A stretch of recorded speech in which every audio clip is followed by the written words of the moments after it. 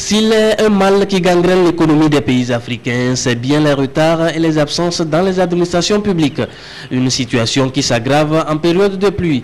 À Lomé, malgré les pluies ininterrompues, des agents répondent présents malgré quelques retards. Une absence pour cause de pluie,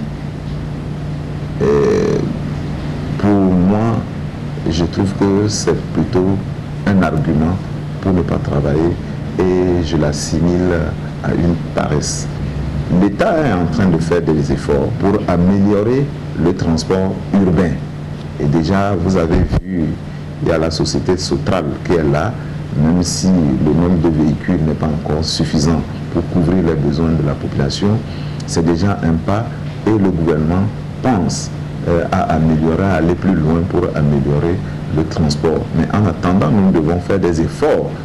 S'il y a plus et que nous sommes en moto, nous pouvons nous acheter quand même des raglan pour nous déplacer. Dans ce service public, par exemple, selon la responsable, aucune absence délibérée pour cause de pluie n'est tolérée. Cette rigueur à son personnel l'a comprise et nous avons surpris quelques-uns bravant les caprices de Dame Nature pour répondre à leurs engagements.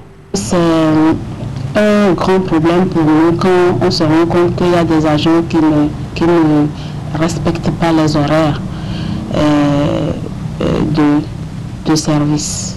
Ça nous embête énormément. Nous avons des objectifs à atteindre à cette période de l'année où pour la première fois nous devons aussi élaborer la loi de règlement.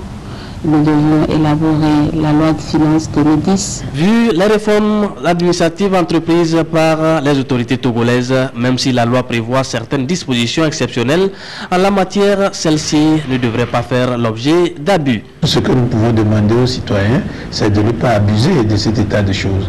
Parce que être aussi trop exigeant, c'est faire venir des fonctionnaires qui vont arriver, qui finalement ne pourront pas rentrer dans leur bureau parce qu'ils sont complètement trempés. Mais ce n'est pas une raison parce que la pluie n'est pas considérée comme un élément qui vous autorise à vous absenter au bureau. Mais nous en appelons au sens civique de chaque citoyen et nous demandons que les gens puissent se munir des éléments qui leur permettent d'arriver au service à temps. Certes, les conditions climatiques ne sont pas clémentes ces jours-ci, mais elles ne doivent pas être une occasion d'absentéisme dans les services d'État.